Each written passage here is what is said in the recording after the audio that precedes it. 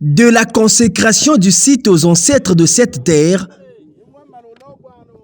On va dans la voie et travailler, on est ensemble. Merci beaucoup. l'acte qui s'en est suivi était le symbole le plus attendu. Vous allez la poser ensemble dessus. Le fait là où c'est pointu là. Comme ça.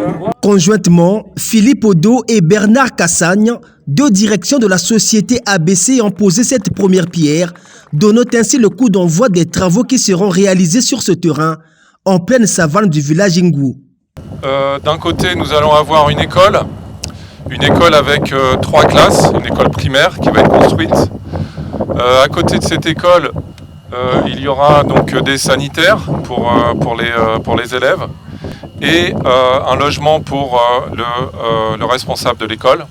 De ce côté-ci de la route, nous aurons donc un dispensaire avec deux salles de soins et puis une salle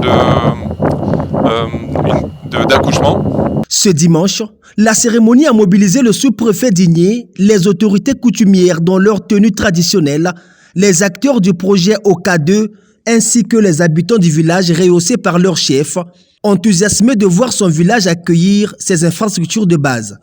Pour cette journée historique de la pose de pierre pour la construction des infrastructures dans notre localité, l'immense joie est la nôtre, population de ce village et de ses environs. Nous sommes en droit de vous affirmer tout haut que nos relations avec la société Plantation Forestière Batégué-Brazzaville sont excellentes parce qu'elles ne plantent non seulement les arbres, mais génèrent surtout l'emploi à la population d'Ingou et de ses environs. Une école, un centre de santé et un forage d'eau.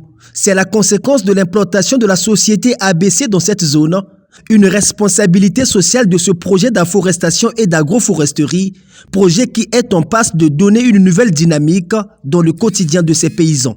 C'est avec beaucoup d'émotion que nous avons vu ce terrain qui va donner naissance à l'école de vos enfants, pour arriver à faire en sorte que vos enfants restent avec vous, qu'ils ne soient pas obligés d'aller à Brazzaville, mais qu'ils restent avec leur papa, avec leur maman.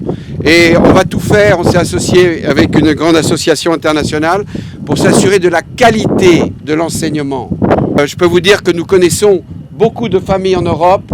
À partir du moment où cette expérience va être réussie, d'attirer des nouvelles familles européennes pour être à vos côtés. Des bonnes perspectives pour ce village grand bénéficiaire du projet OK2 faisant partie du programme national d'afforestation PRONAR, piloté par le ministère de l'économie forestière.